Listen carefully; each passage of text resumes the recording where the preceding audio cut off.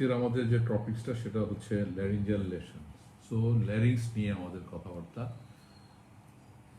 আর ল্যারিংসের যে কথাবার্তা, ল্যারিংসের ডিজিজ নিয়ে আমরা আলাপ করবো। সেই ল্যারিংসের নিয়ে ছোট্ট একটু আমি কথা বলি যে ল্যারিংসের ডেভেলপমেন্টটা একটু দুটো লাইন এটা একটু লিখে রাখতে সুবিধা হবে কি ভবিষ্যতের জন্য, যে ডেভেলপমেন্ট আমরা কতটুকু পড়বো। তবে এমবিবিএস এর পরীক্ষার জন্য ডেভেলপমেন্ট লাগবে না।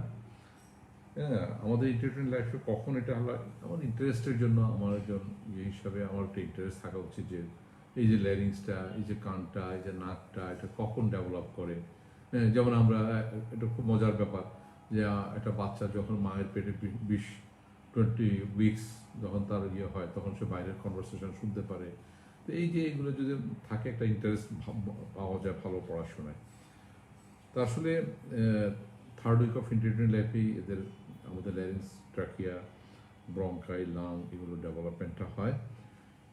এই যে এটা ডেভেলপমেন্টটা কোত্থেকে হয়, ট্র্যাকিও ব্রঙ্কাইল গ্রুপ বলা হয়, ট্র্যাকিও ব্রঙ্কাইল গ্রুপ থেকে। এবং এটা কোত্থেকে থাকে, হাইপোব্রঙ্কাইল ইমিনেন্স বলে একটা জিনিস থাকে, তার কর্ডালি এটা অ্যাপিয়ার্স করে। তাহলে এই যে প্রিমিটিভ ল্যারিংস, ট্র্যাকিয়া, ব্রঙ্কাই, লাংস এগুলো সব আউটপুট হিসাবে ডেভেলপ করে from the group in the third week of intrauterine life.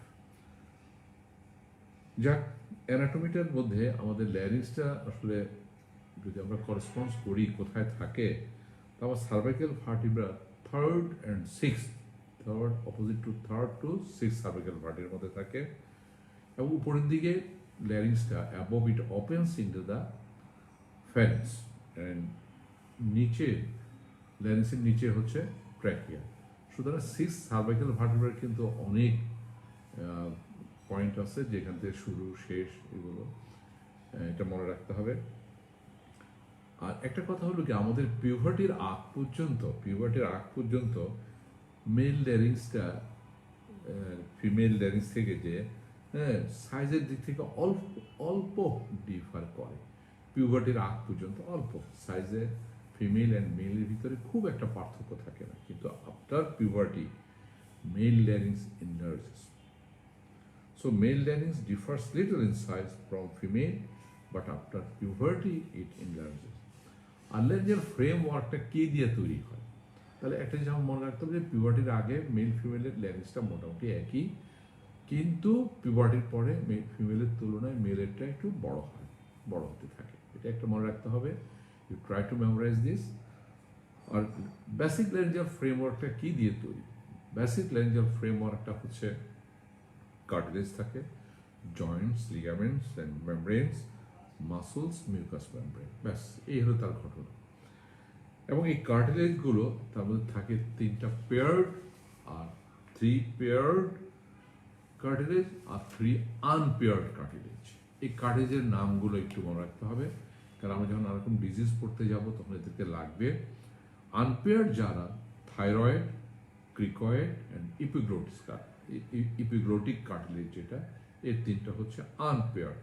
R paired হচ্ছে অ্যারাটিনয়েড, কর্নিকুলেট অ্যান্ড কিউনিফর্ম কার্টিলেজ। এগুলো সম্বন্ধে আমাদের ডিটেলস আর কিছুই জানার দরকার নেই। সো আমাদের যেন মনে রাখি 3টা পেয়ার্ড থাকে, 3টা আনপেয়ার্ড থাকে। মাসলগুলোর মধ্যে নামও আমি জানতে চাই না, তবে এটুকু বলা ভালো, এক্সটেন্সিভ গ্রুপ থাকে আর ইন্ট্রেন্সিভ গ্রুপ থাকে। এখন এক্সটেন্সিভের মধ্যে নাম ধাম মনে রাখতে পারলে ভালো। আচ্ছা, আমি নামটা বলে দিই। এক্সটেন্সিভ যে মাসলগুলো সেটা হচ্ছে sternothyroid, thyrohyoid, stylopharyngeus, inferior constrictor of the pharynx and palatopharyngeus. এবং এরা ল্যারিংস থেকে নেকের অন্যান্য জায়গাতে এরা অ্যাটাচ থাকে। আর ইন্ট্রেন্সিক গ্রুপগুলো কি করে, এই যে ভোকাল কর্ডের মুভমেন্টগুলো, অ্যাবডাক্টার, অ্যাডাক্টার, ভোকাল কর্ডের টেনশন করা, এগুলোকে ঠিক করে। এগুলো সিন্ধির মধ্যে নাম তোমাদের এমবিবিএস লেভেলে মনে রাখাটাও কঠিন, রাখাও যাবে না। সুতরাং আমি মনে করি এগুলো নিয়ে আর ডিটেলসে ঢোকার দরকার নেই। একটা জিনিস আমাদের দরকার আছে, সেটা হচ্ছে যে আমার যে নার্ভ সাপ্লাইটা কি। তো নার্ভ সাপ্লাইটা হচ্ছে মাসলগুলো, যে ক্রিকোথাইরয়েড muscle is supplied by the cricothyroid was supplied by the external branch of the supralaryngeal nerve.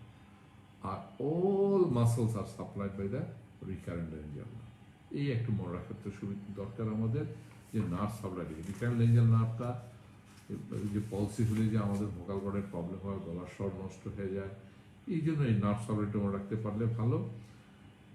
আরেকটা জিনিস মনে রাখতে হবে যে ল্যারিংসের সাব ডিভিশনটা, অর্থাৎ surgical sub division of the larynx, supraglottis, glottis আর সাবগ্লোটিস, এটা একটু মনে রাখতে হবে। কারণ আমরা যখন ডিজিজ পড়তে যাব, এই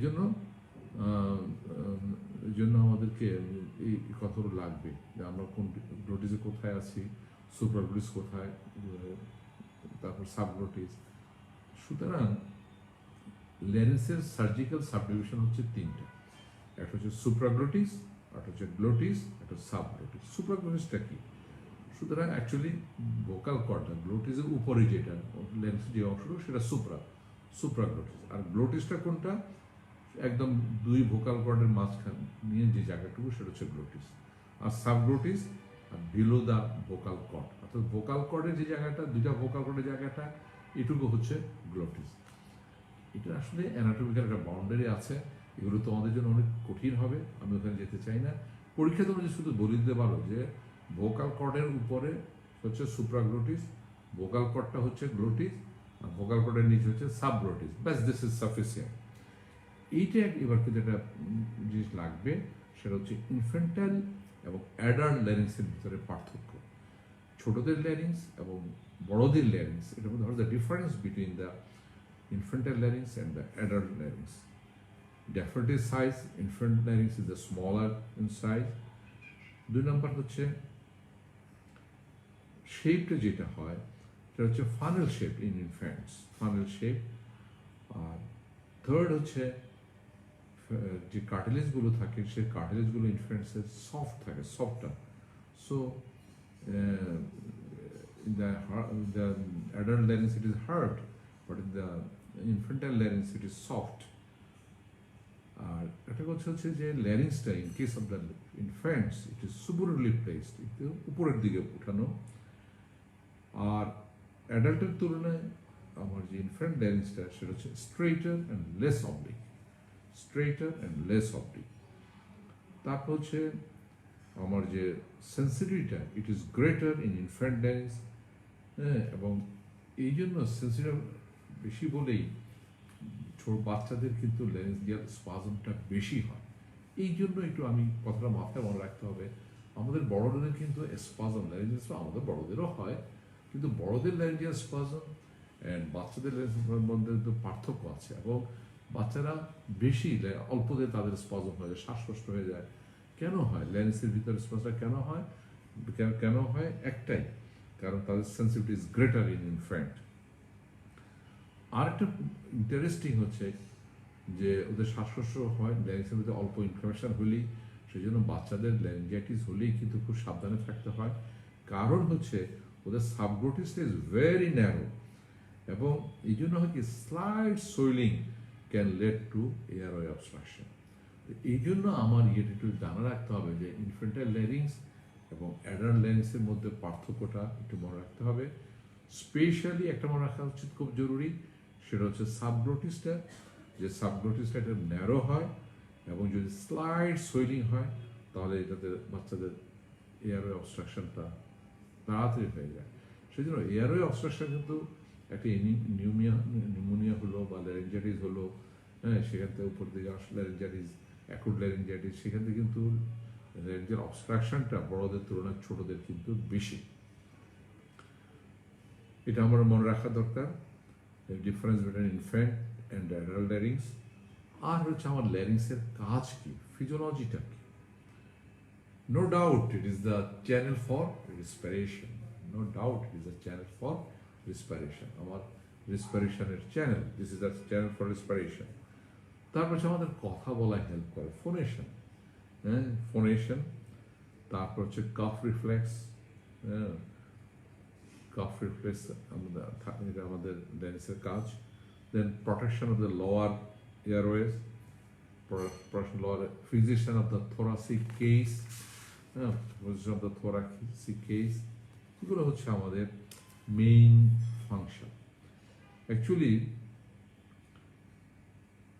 এই যে রেসপিরেটরি চ্যানেলটা, আমাদের শ্বাসটা যাচ্ছে ল্যারিংস দিয়ে, কিন্তু আমাদের আমাদের নোজ, নাজোফ্যারিংস আর লেন্সের একটা অংশ তো ফ্যারিংসের এখানে তো আমাদের ওপেন করাই থাকে, বাতাসটা লেন্স দিয়ে তারপর আমাদের ট্র্যাকিয়াতে যাচ্ছে, অলরেডি নো দিস। তারপর দ্য ফার্স্ট কাজে হচ্ছে আমার রেসপিরেটরি চ্যানেল। সেকেন্ড যেটা হচ্ছে ফোনেশন, এবং ফোনেশন আমাদের কথা বলা হেল্প করে, এবং প্রোটেক্টিভ মেকানিজম বলেছি, কফ রিফ্লেক্সটা হয়, এবং প্রোটেক্টিভ মেকানিজম আরেকটা থাকে স্প্রিংটার যে অ্যাকশনটা হয় of the laryngeal inlet, false vocal cord, true vocal cords, এরা কিন্তু আমাদেরকে অনেক সময় আমাদের ইয়েতে ফরেন বডি ঢুকতে প্রিভেন্ট করে, আর আমাদের থোরাসিক কেসটাকে ফিক্স করে। যাক, এইগুলো হচ্ছে আমাদের important functions of the larynx. So what are the symptoms and symptoms of the laryngeal disease? Symptoms এর মধ্যে নাম্বার 1 যেটা, সেটা হচ্ছে hoarseness of voice. Hoarseness of voice. And this hoarseness of voice may be short-lived or prolonged. অল্প সময়ের জন্য হতে পারে, গলার স্বর কর্কশ, আবার বেশি সময় নিয়েও হতে পারে। And it may be present since birth or acquired. আমাদের জন্মের পরেও কিন্তু আমরা হাস্কি ক্রাই দিতে পারি, হতে পারে। সো হোর্সনেস অফ ভয়েসটা জন্মের পরেও হতে পারে, পরেও আমরা অ্যাকোয়ার্ড করতে পারি, এবং এটা অল্প সময়ের জন্য হতে পারে এবং প্রলং সময়ের জন্য হতে পারে।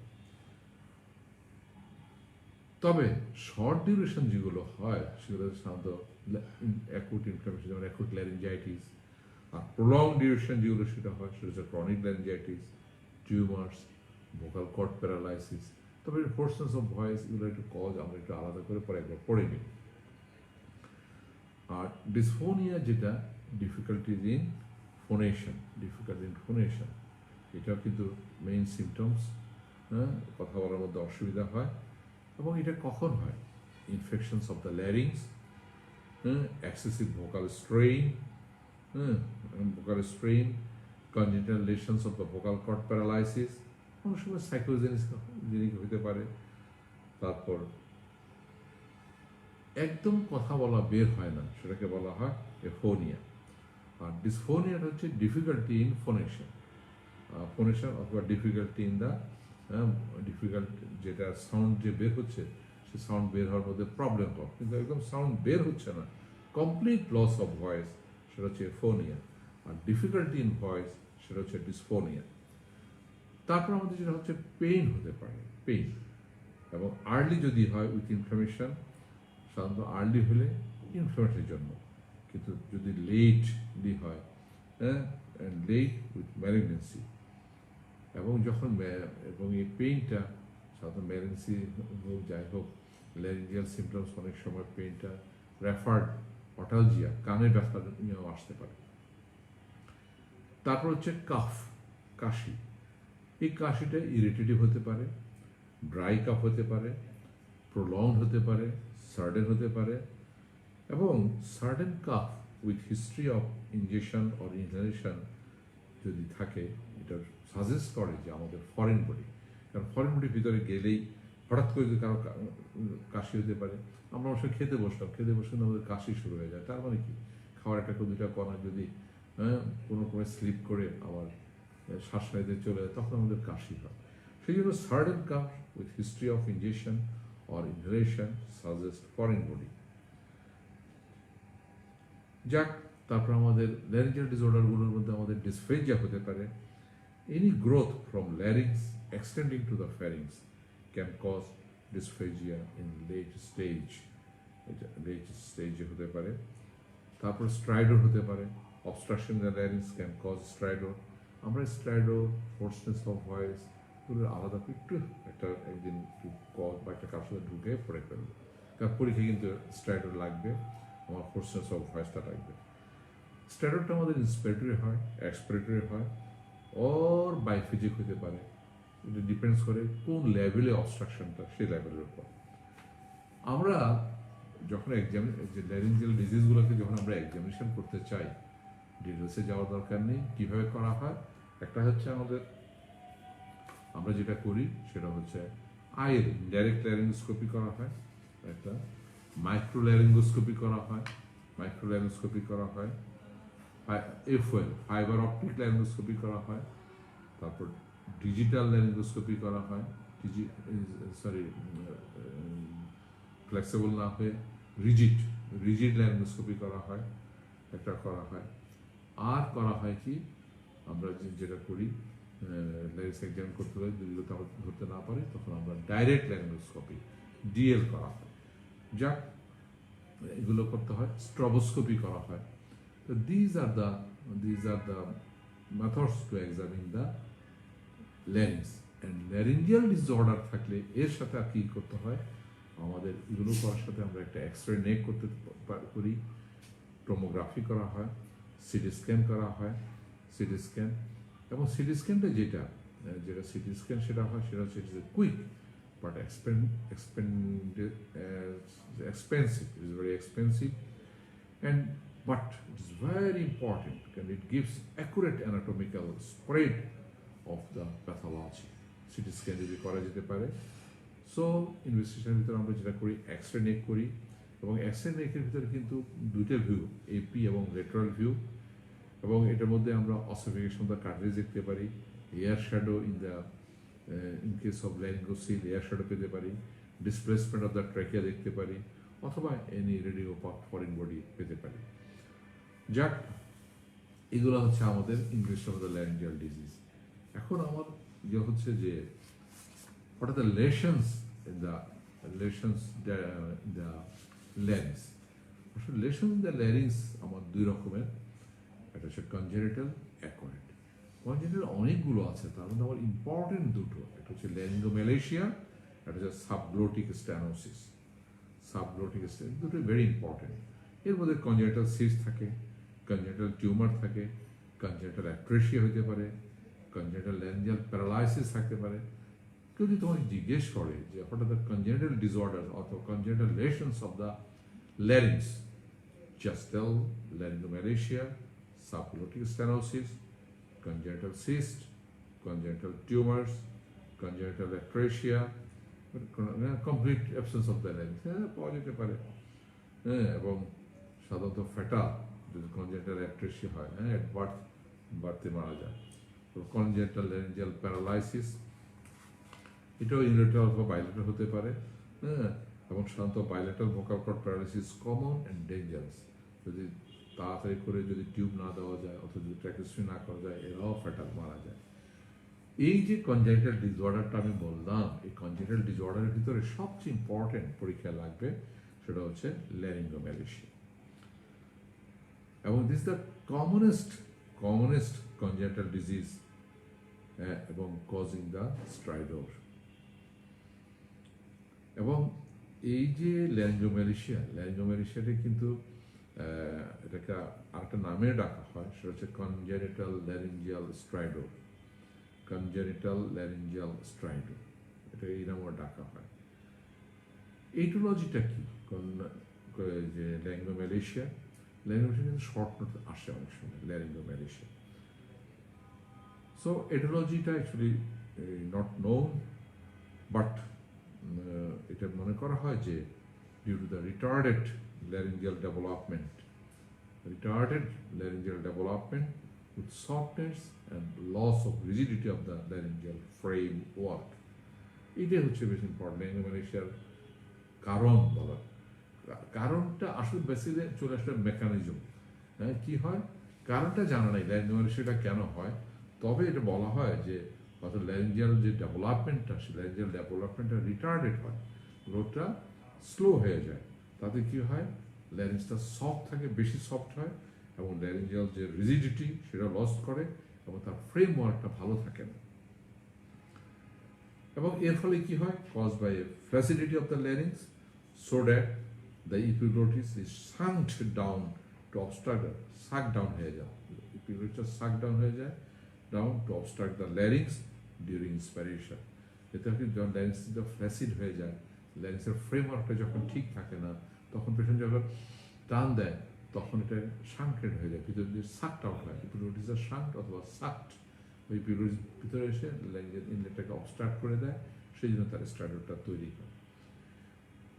এটাকে এই যে স্ট্রাইডরটা, এই জন্য ল্যারিঙ্গোমালাইসিসের যে স্ট্রাইডরটা, এটা কিন্তু সাধারণত আফটার বার্থ হতে পারে, তবে সাধারণত usually few weeks after birth হয়, ফিউ উইকস আফটার বার্থ হয়। এবং অ্যাকচুয়ালি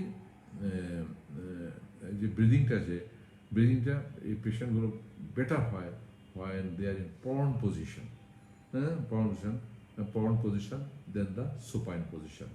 এই বাচ্চাগুলোকে ভালো শ্বাস নিতে, যদি সুপাইন থাকে তখন এদের শ্বাসকষ্ট হয় বা সাউন্ড হয়, হ্যাঁ। এবং এটা বেশ ওয়ার্সেন হয়, খারাপ হয় যখন পেশেন্ট ক্রাই করে, হ্যাঁ। কিন্তু patient is crying, it is worsen during crying, কিন্তু ক্রাইটা যে কান্নাটা কিন্তু নর্মাল হয়, সাউন্ডটা কিন্তু তাদের নর্মালি আসে, কিন্তু আস্তে আস্তে পরে প্রবলেম দেখা দেয়। এবং এই পেশেন্টগুলোকে আমরা এক্সামিন করলে কীভাবে করতে হয়, আচ্ছা, very tough to do the indirect laryngoscopy, এদেরকে করতে হয়। বাচ্চাদের তো কীভাবে করছে ডাইরেক্ট ল্যারিঙ্গোস্কোপি। ডাইরেক্ট ল্যারিঙ্গোস্কোপি শুরু কী দেখা যায়, elongated flabby curved epiglottis, elongated flabby curved epiglottis. এবং এপিগ্লোটিক ফোল্ডটা সেটা লেগস থাকে। এপিগ্লোটিক ফোল্ডটা কি, একটা ফোল্ড অ্যারাটিনয়েড থেকে এপিগ্লোটিস পর্যন্ত লেগস থাকে, এবং এরা যখন ইন্সপিরেশন নেয় তখন দুটো এপিগ্লোটিস কাছাকাছি চলে আসে, এবং সুপ্রাগ্লোটিক রিজনটা লেগস থাকে, কিন্তু ভোকাল কর্ড নর্মাল। সোজা কথা, যেহেতু দুটো এপিগ্লোটিস কাছাকাছি চলে আসে, এপিগ্লোটিস ইনলেটের বিরুদ্ধে চলে আসতে চায়, তখন তার শ্বাসকষ্টটা হয়। তবে সবচেয়ে ইন্টারেস্টিং হচ্ছে ট্রিটমেন্টের ব্যাপারে, এই দিন যতই যেতে থাকে এই পেশেন্টগুলো ইমপ্রুভ করতে থাকে। সেই জন্য আসলে এসব পেশেন্টদেরকে রাখতে হয়, তারা যে পজিশনে থাকলে ভালো থাকে ঠিক সেই পজিশনে। মায়েরা বাবারা টেনশনে পড়ে ডাক্তার কাছে দৌড়দৌড়ি করে, ভালো ডায়াগনোসিস হয় না, মিসডায়াগনোস হয়, কেউ অ্যান্টিবায়োটিক দিতেই থাকে, কেউ অ্যান্টিসেপ্টিক। আসলে এসব পেশেন্টকে রিঅ্যাসুরেন্স ইজ দ্য ট্রিটমেন্ট, যে বড় হতে হতে ঠিক হয়ে যাবে।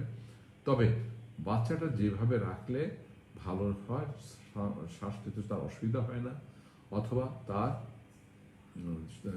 তাকে যদি কাত করে রাখলে ভালো হয়, অথবা প্রণ করে রাখলে ভালো হয়, হ্যাঁ, সেভাবে তাকে রাখতে হবে।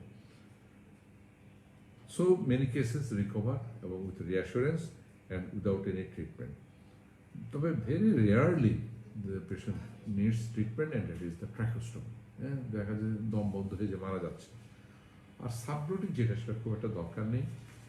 কনজেনিটাল ডিজিজ ছাড়া আমাদের আর কি ডিজিজ হয়, হ্যাঁ, সেটা হচ্ছে অ্যাকোয়ার্ড। অ্যাকোয়ার্ডের ভিতরে কী কী থাকে, ইনফ্ল্যামেটরির মধ্যে হচ্ছে ল্যারিঞ্জাইটিস, এপিগ্লটাইটিস, ল্যারিঙ্গোট্র্যাকিওব্রঙ্কাইটিস। এটা হচ্ছে ইনফ্ল্যামেটরির ভিতরে অ্যাকুট। ক্রনিকের ভিতরে ক্রনিক ল্যারিঞ্জাইটিস। কিছু সিস্টেমিক ডিজিজ থাকে যেটা আমার ল্যারিংসকে অ্যাটাক করে, সেটা কি sarcoidosis, rheumatoid arthritis, SLE, Wegener's granuloma, hypothyroidism, tuberculosis, syphilis, some fungus, এগুলো আমাদের থাকতে পারে। আর কি হয়, আমাদের ল্যারিঞ্জাল ট্রমা হতে পারে। ল্যারিঞ্জাল trauma, commonest cause of the laryngeal trauma is the road traffic accident. Others are the key bullet injury, knife injury, blunt trauma by assault, sports, karate, basketball, এগুলো। আর টিউমারের ভিতরে, বিনাইন টিউমারের ভিতরে ভোকাল কট, নোডিউল, পলি, multiple laryngeal papilloma, এটাই এইসব patient পাওয়া যায়। তবে এই পেশেন্টগুলো এখন কমে গেছে। আগে আমরা এইসব পেশেন্টগুলো পেতাম, এগুলো নানা কারণ যে কমার, তো তবে এখনও পাওয়া যায় মাল্টিপল ল্যারিঞ্জিয়াল প্যাপিলোম্যাটোসিস, ল্যারিঙ্গোসিল। আর যখন ম্যারিনের মধ্যে যেটা হয় ম্যাক্সিমাম যেটা স্কোমাস সেল কার্সিনোমা, তারপর ভোকাল কর্ড প্যারালাইসিস। এর মধ্যে থেকে আমাদের যেটা লাগবে, সেটা সবচেয়ে ইম্পর্টেন্ট যেটা, সেটা একটাই আমাদের দরকার, সেটা হচ্ছে ল্যারিঞ্জাইটিস। তো ল্যারিঞ্জাইটিসের ভিতরে আমরা অ্যাকুট ল্যারিঙ্গোট্র্যাকিওব্রঙ্কাইটিস পরীক্ষায় খুবই লাগে। তো অ্যাকুট ল্যারিঞ্জাইটিস সিম্পল এটাও লাগে। তো অ্যাকুট ল্যারিঞ্জাইটিস আমি অল্পতে যতটুকু লাগবে ততটুকু 10 মিনিট বলে তোমাদেরকে ছেড়ে দিচ্ছি। পরীক্ষা লাগে এবং প্র্যাকটিক্যাল লাগে। সো অ্যাকুট ল্যারিঞ্জাইটিস যেটা, আপনার অর্থটা কি, যে আমার acute inflammation of the larynx. এবং এটা কী দেওয়া হয়, ভাইরাস দেওয়া হতে পারে, ব্যাকটেরিয়াল হতে পারে, ব্যাকটেরিয়াল অরিজিন হতে পারে, ভাইরাল অরিজিন হতে পারে। তবে এই যে ল্যারিঞ্জাইটিস গুলো usually it occurs as a sequelae to upper respiratory tract infections. Infections of the pharynx, rhinosinusitis can eventually lead to laryngitis. তোমার সাইনাস থেকেও হতে পারে, হ্যাঁ, রাইনাইটিস থেকেও হতে পারে, ফ্যারিংস থেকেও গিয়েও ল্যারিঞ্জাইটিস হতে পারে। What are the predisposing factors for the acute laryngitis? Vocal abuse. Use ভালো, সবসময় ইউজ জিনিসটা ভালো, কিন্তু অ্যাবিউজ ভালো না। Vocal abuse, allergy, trauma by any means, smoking বিরাট ফ্যাক্টর। এদের কি ধরনের অর্গানিজম বেশি থাকে? আমি বলেছি যে ভাইরাস এবং ব্যাকটেরিয়াল থাকে। ভাইরাসের মধ্যে যেটা সাধারণত airborne infection cause by virus, এবং এটা থাকে অ্যাডিনো ভাইরাস। এবং এরা কি করে? They destroy the normal respiratory mucosa and predisposes to the secondary bacterial infection. কিন্তু ফার্স্ট কাজটা যেটা ঘটায় সেটা হচ্ছে অ্যাডেনোভাইরাস। অ্যাডেনোভাইরাসটা আক্রমণ করে মিউকোজাটাকে নষ্ট করে দেয়। What are the symptoms of the acute laryngitis? একটা জেনারেল সিমটম থাকে, যেমন লাইক ফিভার, ম্যালেজ, পেশেন্টের হোর্সনেস থাকতে পারে, হোর্সনেস, এবং এই হোর্সনেসটা সেটা hoarseness abrupt, onset is abrupt, and sometimes patient may be completely aphonic, তার কথাই বের হয় না, এরকম পেশেন্ট পাওয়া যায়। পেইন থাকতে পারে অথবা ডিসকমফোর্ট ফিল করতে পারে, সে গলার ভিতরে ডিসকমফোর্ট ফিল করবে, or may feel pain. কাশি হতে পারে, calf, or dry irritating non-productive cough is present, আর হচ্ছে তার অডেনোফেজিয়া, গিলতেও অসুবিধা হতে পারে। বাচ্চাদের ক্ষেত্রে বেশি important, respiratory obstruction may be present in case of the children, but respiratory obstruction in case of the adult it is rare. কেন? আমি আগে বলেছি যে সাবগ্লোটিক যে ইয়েটা টিস্যুটা এটা খুবই ন্যারো জায়গাটা, সাবগ্লোটিক জায়গাটা আমাদের বাচ্চাদের চিকন, যেন অল্প ইয়েতেই সুইলিংয়ে আমার শ্বাসকষ্ট হয়ে যায়, বাতাস ঢুকতে পারে না। What is the treatment for this acute laryngitis? Absolute voice rest, systemic antibiotics. এখন সিস্টেমিক অ্যান্টিবায়োটিক আমি কেন দিব? ইউজুয়ালি ইট ইজ ভাইরাল, কিন্তু আমরা কেন দিব?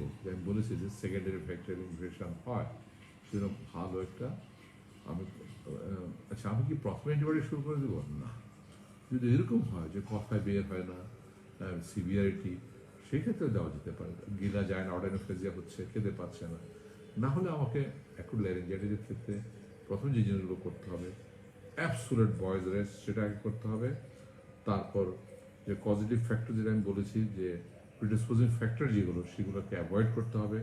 যেমন অ্যালার্জি থাকলে অ্যালার্জির জন্য ট্রিটমেন্ট নিতে হবে, স্মোকিং হলে স্মোকিংটা বন্ধ করার ব্যবস্থা করতে হবে। স্টিম ইনহেলেশনটা খুবই ভালো কাজ করে, এবং টিংচার বেন্ডিং দিয়ে করা হয় ভালো, অথবা ম্যান্থল দিয়ে করা হয়। হ্যাঁ, এরা করে কি, এদের কাজগুলো কি, ওরা কি ভালো করে ফেলে না, ওরা করে কি সুদেন দ্য রেসপিরেটরি মিউকোজা, আদর টাদর করে দিয়ে ঠিক করে দেয় রেসপিরেটরি মিউকোজাটাকে। অ্যানালজেসিক আমরা দিব একটু ব্যথার জন্য, আর অনেক সময় প্রিডিউসিং ফ্যাক্টর অ্যালার্জি থাকে, সেজন্য একটা অ্যান্টিহিস্টামিন। এরপরে আমি অবস্থা বলছি অ্যান্টিবায়োটিক, এবং অ্যান্টিবায়োটিক দেওয়ার উদ্দেশ্য হচ্ছে দে কমব্যাট দ্য সেকেন্ডারি ইনফেকশন, সেই সেম ইনফেকশনটাকে আমাদেরকে রক্ষা করবে। যাক, বেশি পড়া ভালো নয়, আছে না লেখাপড়া করে যে গাড়ি চাপা পড়ে সে, জ্ঞানী গুণী সবাই কয় লেখাপড়া ভালো নয়, আমরা স্যার বেশি পড়তে চাই না, এটুকুই পড়লাম। তোমরা একটু মনে রাখবে, এখন ল্যারিঞ্জাইটিসটা একটু, আমি যে কথা অল্প কথা বললাম, এটুকু মনে রাখবে। অ্যাডাল্ট ল্যারিংস এবং ইনফ্যান্টাইল ল্যারিংসের পার্থক্যটা একটু মনে রাখবে। আর surgical divisions of the larynx, glottis, supraglottis, subglottis, এটা একটু মনে রাখবে। আর মনে রাখবে কি মনে রাখবে, আমাদের রাখা উচিত যে আমাদের যে ল্যারিংসটা, মেল এবং ফিমেল ল্যারিংসটা পিরিয়ডের আগ পর্যন্ত মোটামুটি একই, পিভটের পরে গিয়ে মেল ল্যারিংসটা বড় হয়। Thank you very much. ইনশাআল্লাহ will see you next Sunday.